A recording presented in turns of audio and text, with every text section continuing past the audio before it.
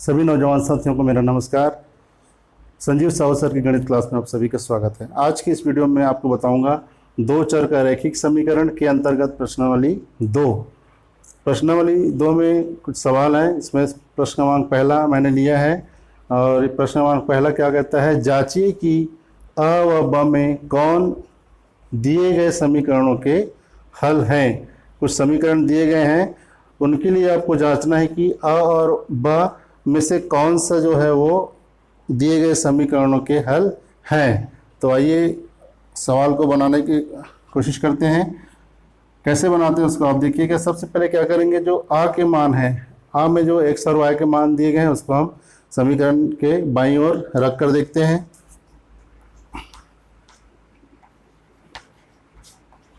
समीकरण में x बराबर 2 y बराबर 5 रखने पर बायां पक्ष क्या हो जाएगा, जब x बराबर आप 2 रखोगे और y बराबर 5 रखेंगे तो 2 धन 5 हो जाएगा। 2 धन 5 बराबर होता है 7, जो कि दाएं पक्ष के बराबर है। अतः हम कह सकते हैं, इसलिए a x बराबर 2 y बराबर 5 दिए गए समीकरण का हल है।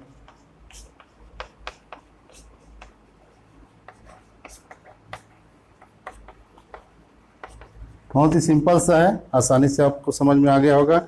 चलिए दूसरे मान को रख कर देखते हैं हम। समीकरण में x बराबर ऋण 1 y बराबर 3 रख कर देखते हैं। y बराबर 3 रखने पर बायां पक्ष क्या हो जाएगा,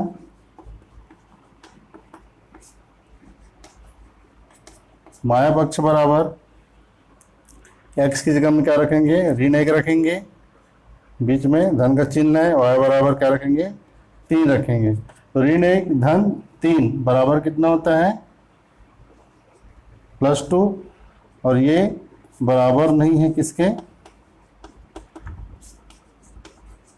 दायां पक्ष के। मतलब जब हम दिए गए समीकरण में x बराबर ऋण 1 रखते हैं, y बराबर 3 रखते हैं, तो समीकरण का जो बायां पक्ष है वो दाएं पक्ष के बराबर नहीं आता है। अतः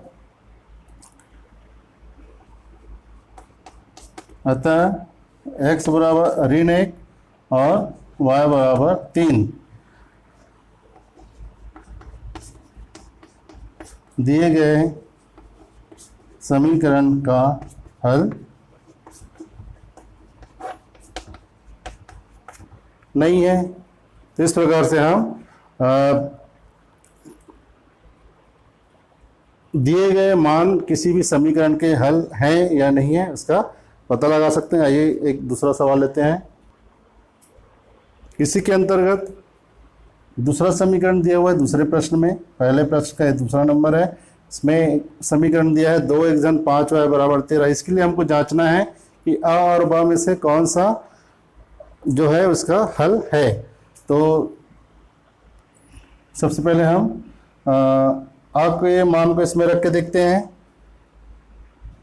समीकरण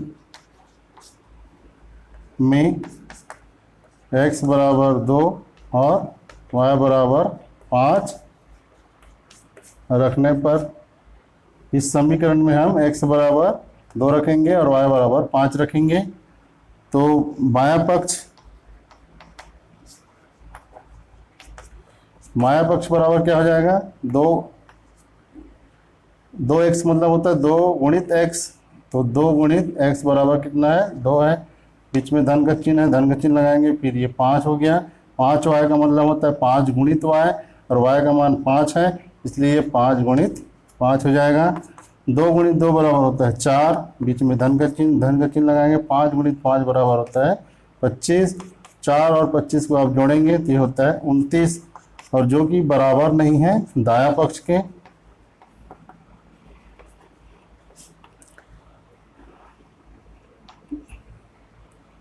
अतः x बराबर 2 और y बराबर 5 दिए गए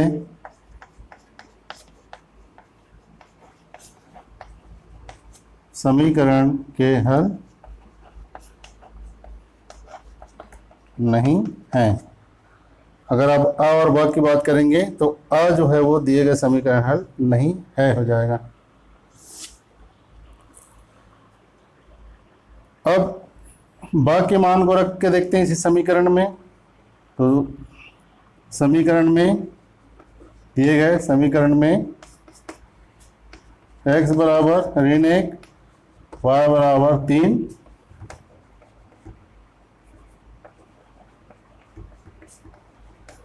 रखने पर बायां पक्ष का मान कितना हो जाएगा? बायां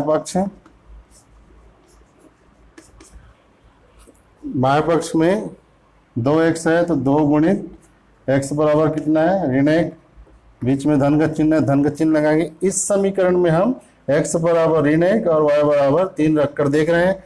तो 2 गुणित x बराबर हो गया 2 गुणित ऋण 1 और बीच में धन का चिन्ह हो गया। 5y मतलब होता है 5 गुणित y और y का मान 3 है, इसलिए 5 गुणित 3 हो जाएगा। इसको हल करते हैं तो 2 एकम 2, चूंकि ऋण 1 के साथ 2 का गुणा हो इसलिए ऋण 2 हो जाएगा। और धन 5 से होता है 15, ऋण 2 धन 15, दोनों का चिन्ह अलग अलग है इसलिए बड़ी संख्या में से छोटी संख्या को घटाएंगे। बड़ी संख्या 15 है, 2 को घटाएंगे तो 13 होता है और चूंकि बड़ी संख्या का चिन्ह धन है इसलिए ये धन 13 हो जाएगा, जो कि दाएं पक्ष के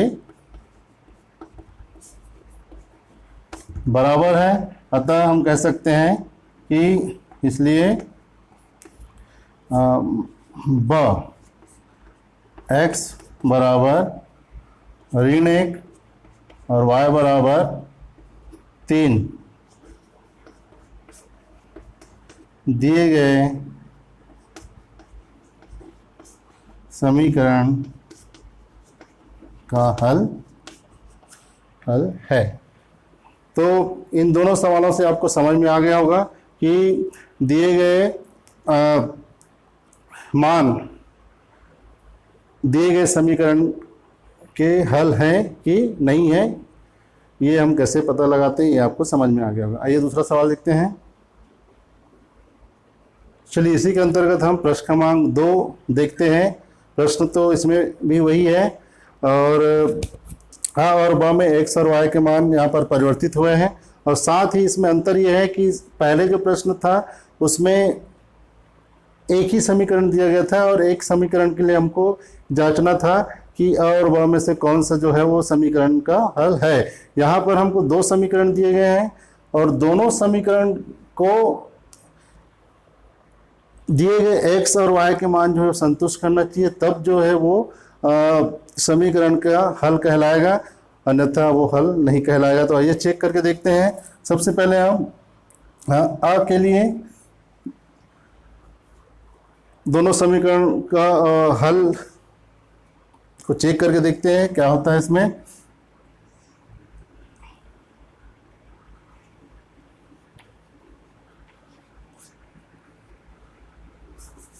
पहले समीकरण में या इसको आप ऐसा लिख सकते हो, पहले इसको हम पहला समीकरण मान लेते हैं, इसको दूसरा समीकरण मान लेते हैं। पहले समीकरण में x बराबर 3 और y बराबर ऋण 1 रखने पर ये क्या हो जाएगा? x बराबर हम 3 रखेंगे और y बराबर ऋण 1 रखेंगे तो ये हो जाएगा 2 गुणित 3, बीच में धन का चिन्ह है और 5y मतलब 5 गुणित ऋण 1 हो जाएगा, क्योंकि y बराबर हमने ऋण 1 लिया है तो 5 ऋण 1। ये किसका मान है? बायां पक्ष का मान है समीकरण पहले के लिए। पहले समीकरण के लिए बायां पक्ष क्या हो जाएगा? 2 गुणित 3 धन 5 गुणित ऋण 1। इसको हल करके देखते हैं। 2 तिया होता है 6 और धन 5 और ऋण 5 का गुणा हो जाएगा धन 5 और ऋण 1 का गुणा हो जाएगा ऋण 5 और 6 ऋण 5 बराबर होता है 1। और इसमें हम देखते हैं कि दायां पक्ष 1 के बराबर है, इसलिए बराबर दायां पक्ष हो गया। अब दूसरे समीकरण में, अब इस समीकरण में हम x बराबर 3 और y बराबर ऋण 1 रख कर देखते हैं। x बराबर 3, y बराबर ऋण 1 रखने पर तो ये हो जाएगा 2 गुणित 3, बीच में धन का चिन्ह है, फिर 3y मतलब 3 गुणित ऋण 1 हो जाएगा। ये किसका मान है? दूसरे समीकरण के y पक्ष का मान है। बराबर 2 तिया क्या हो जाएगा? 6 और 3 एकम 3, तो ये हो जाए ऋण 3 बराबर 6 में 3 घटाए कितना? +6 - 3 इक्वल टू +3। और यहाँ भी दाएं पक्ष में 3 है, इसलिए दाएं पक्ष बराबर दाएं पक्ष हो जाएगा।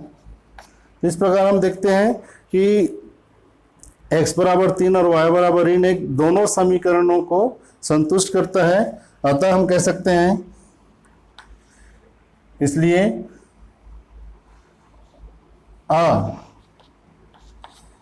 x बराबर 3, y बराबर ऋण 1 दिए गए समीकरणों का हल है।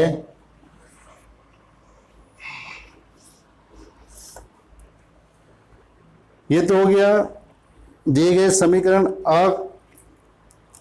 दिए गए समीकरण के लिए जो है वो हल है कि नहीं है, वो चेक हो गया कि हल है ये। अब दिए गए समीकरण के लिए ब हल है या नहीं है, उसको भी हम चेक कर लेते हैं इसी सवाल में। तो सबसे पहले हम क्या करेंगे, ये ब के लिए हम चेक कर रहे हैं। दिए गए समीकरण में हम x बराबर 1/2 और y बराबर 1/3 रख कर देखेंगे। दिए गए समीकरण के लिए हम अब ब को चेक करते हैं कि जो ब में मान दिए गए हैं वो समीकरण के हल है कि नहीं है। इसके लिए पहले समीकरण में हमने x बराबर 1/2 और y बराबर 1/3 रखा। तो बाएं पक्ष में देखिए, ये 2 गुणित x का मान 1/2 धन 5 गुणित y का मान 1/3 रख दिए। इसको हल किए, 2 और 2 से कट गया तो 1 बचा। 5 गुणित 1/3 बराबर होता है 5/3। दोनों को जोड़ेंगे तो ऊपर में 3 धन 5 हो जाएगा, नीचे में 3 आ गया। 3 और धन 5 करेंगे तो 8 हो गया। 8/3 को हम जानते हैं कि वो 1 के बराबर नहीं है, इसलिए वो दाएं पक्ष के बराबर नहीं है। दूसरे समीकरण में हम x बराबर 1/2 और y बराबर 1/3 रखते हैं पुनः। तो बाएं पक्ष इस समीकरण में हम x बराबर 1/2 और y बराबर 1/3 रखेंगे।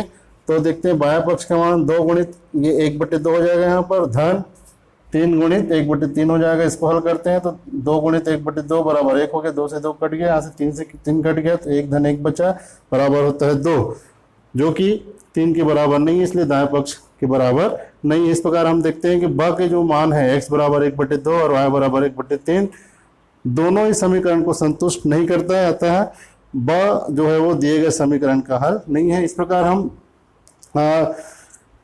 दिए गए समीकरणों के लिए x और y के जो मान दिए गए हैं वो हल है कि नहीं है, इसका हम पता लगा सकते हैं। आशा है कि जो प्रश्न क्रमांक 1 और प्रश्न क्रमांक 2 में जो बातें पूछी गई है और जिसके बारे में मैंने आपको बताया वो बातें आपको समझ में आई होंगी। आगे की वीडियो के लिए आप मेरे चैनल को सब्सक्राइब जरूर करें। मेरे उत्साहवर्धन के लिए मेरे वीडियो को लाइक जरूर करें। Thank you.